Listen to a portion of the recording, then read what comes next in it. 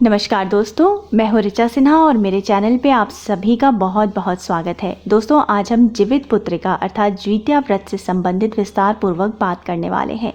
सर्वप्रथम जानेंगे कि इस साल अर्थात 2022 में जीवित पुत्रिका का व्रत किस दिन किया जाएगा, तिथि कब से कब तक रहेगी, पूजा का शुभ मुहूर्त क्या है और पारण का शुभ मुहूर्त क्या है। इसके बाद जीवित पुत्रिका व्रत की विधि क्या है, नहा खा के दिन आपको क्या करना चाहिए, पूजा आपको किस प्रकार से करनी है और पारण के नियम क्या है। तो चलिए शुरू करते हैं। इससे पहले अगर आपने अभी तक मेरे चैनल को सब्सक्राइब नहीं किया है, वीडियो पहली बार देख रहे हैं तो चैनल को सब्सक्राइब कर लीजिए। वीडियो अच्छा लगे तो लाइक ज़रूर कर दीजिएगा और परिवारजनों के साथ, दोस्तों के साथ शेयर भी कीजिएगा। दोस्तों, जीवित पुत्रिका का जो व्रत है ये अत्यंत कठिन व्रत माना जाता है। इस व्रत को माताएं अपने संतान की लंबी आयु, उन्नति और स्वास्थ्य के लिए करती हैं। दोस्तों, इस व्रत को प्रत्येक वर्ष अश्विन माह के कृष्ण पक्ष की अष्टमी तिथि के दिन किया जाता है। यह एक दिन का ही व्रत होता है, परंतु इसमें नियमों का पालन 3 दिन तक किया जाता है। सप्तमी तिथि से ही नियमों का पालन प्रारंभ हो जाता है। सप्तमी तिथि को नहा खा किया जाता है। अष्टमी तिथि को खरजुतिया का व्रत होता है और नौमी तिथि को जो है व्रत का पारण किया जाता है। तीनों दिन के विशेष नियम बताए गए हैं। तो सबसे पहले हम जानते हैं कि नहा खा और खरजुतिया का व्रत और पारण किस दिन होगा और इसका शुभ मुहूर्त क्या है। द्वितीया व्रत में जो है नियमों का पालन एक दिन पहले से ही प्रारंभ हो जाता है। व्रत के एक दिन पहले नहा खा किया जाता है। तो सप्तमी तिथि होगी 17 सितंबर शनिवार के दिन। इस दिन नहा खा के नियमों का पालन किया जाएगा। अष्टमी तिथि होगी 18 सितंबर रविवार के दिन। द्वितीया व्रत किया जाएगा 18 सितंबर रविवार के दिन। वहीं अष्टमी तिथि प्रारंभ हो जाएगी 17 सितंबर को ही दोपहर के 2:14 से और अष्टमी तिथि का समापन होगा 18 सितंबर को दोपहर के 4:32 पर।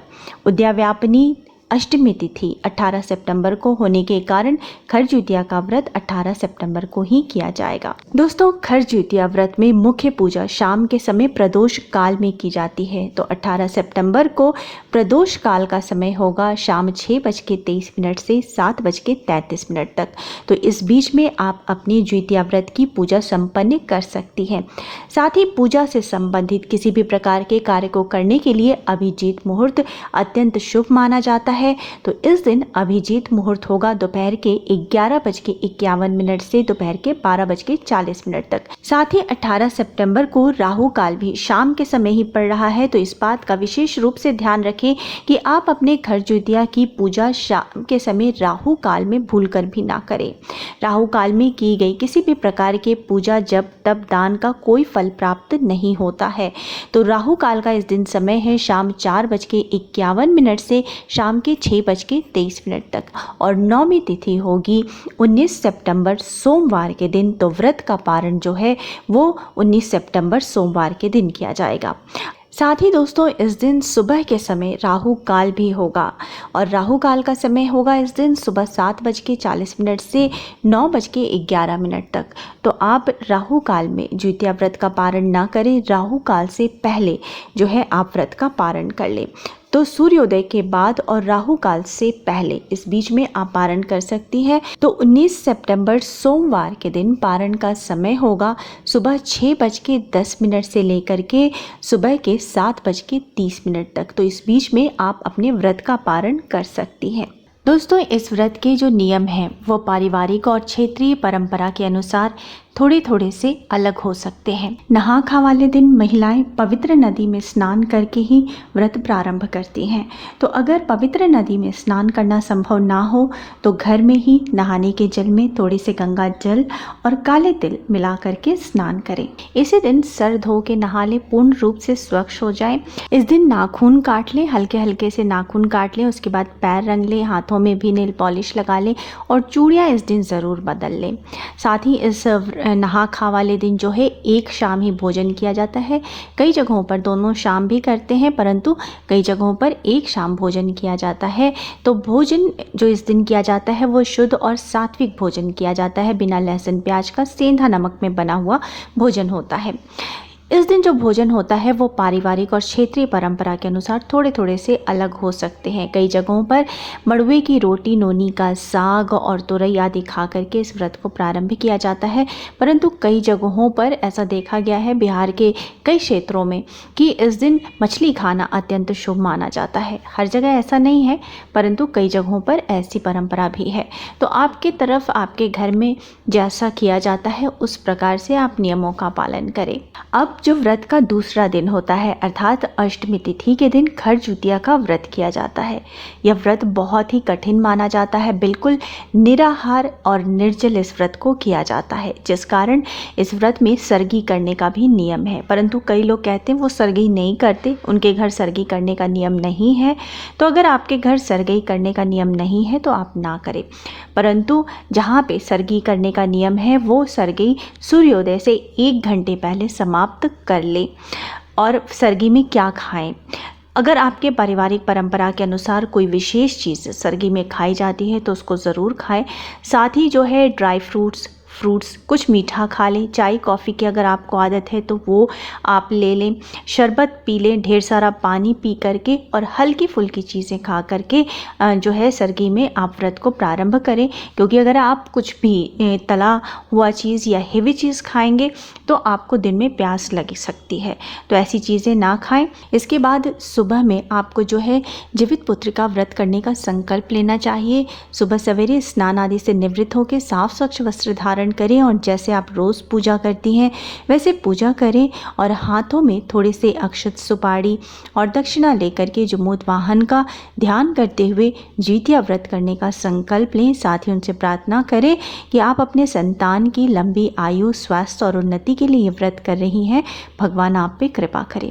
अब सारे दिन जो है आपको बिल्कुल निर्जला व्रत करना है, इसलिए अपनी एनर्जी बचा के रखें, बहुत ज़्यादा काम ना करें या बहुत ज़्यादा बोले ना। उसके बाद शाम के समय प्रदोष काल में पूजा से पहले पुनः स्नान आदि करें, साफ स्वच्छ वस्त्र धारण करें। इसमें नए कपड़े पहनने की कोई परंपरा नहीं है। आप साफ और स्वच्छ वस्त्र इसमें धारण करें जो पवित्र हो। और एक चीज़ का विशेष रूप से ध्यान रखें कि पूजा हमेशा प्रदोष काल में और बताए गए शुभ मुहूर्त में ही करनी चाहिए। अब जहाँ पे आपको पूजा करनी है उस जगह को साफ कर ले, वहाँ पे गोबर से जो है लिपाई कर ले, मिट्टी और गोबर से लिपाई कर ले। अगर शहर में रहते हैं वहाँ ये उपलब्ध नहीं है तो बस आप उस जगह को साफ कर लें। और उसके बाद वहाँ पे एक छोटा सा तालाब बनाया जाता है और वहीं पर एक पाकड़ की डाल भी लगा ली जाती है। और इसके बाद एक जल से भरे पात्र के ऊपर जो है, अर्थात कलश के ऊपर, जमूत वाहन की मूर्ति या प्रतिमा स्थापित की जाती है। कुश से बनी मूर्ति या प्रतिमा स्थापित की जाती है, लेकिन अगर आपके पास कुश उपलब्ध नहीं है तो आप मिट्टी से, गोबर से या बनी बनाई प्रतिमा या फोटो है तो उसको भी स्थापित कर सकते हैं। इसके बाद जमूत वाहन की विधिवत पूजा की जाती है। साथ ही वहीं पर जो है चील और सियार की भी मिट्टी और गोबर से बनी हुई जो है प्रतिमा स्थापित की जाती है। वो खुद से बनाई जाती है स्वच्छ मिट्टी और गोबर से। तो वहीं पर बगल में जो है चील और सियार की भी प्रतिमा स्थापित करें। सर्वप्रथम जमूत वाहन की विधिवत आपको पूजा करनी है। उन्हें टीका, चंदन, हल्दी, कुमकुम, पुष्प अर्पित करना है और साथ ही रुई, लाल और पीले रुई से बनी हुई माला भी उन्हें अर्पित की जाती है। और अपने पारिवारिक परंपरा के अनुसार प्रसाद अर्पित करें और इसी प्रकार से फिर आपको चील और सियार की भी पूजा करनी है। उन्हें भी सिंदूर, टीका, चंदन, धूप, दीप और प्रसाद अर्पित करें। और इस प्रकार से पूजा करने के बाद जो है जीवित पुत्रिका व्रत की कथा पढ़ी जाती है। इस व्रत में कथा पढ़ना अत्यंत अनिवार्य होता है और कथा पढ़ने के बाद जो है आप अपनी मनोकामना कहें, अपनी संतान की सुरक्षा, लंबी आयु, उन्नति की जो है जमूत वाहन से और चील सियार से प्रार्थना करें और उसके बाद आरती करें। साथ ही इस व्रत की जो विशेष चीज़ होती है वो होते ज्यूतिया।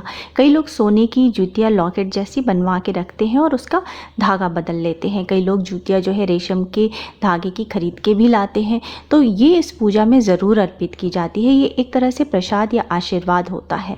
तो ज्यूतिया भी आप पूजा में ज़रूर रखें और जमूत वाहन के पास अर्पित करें।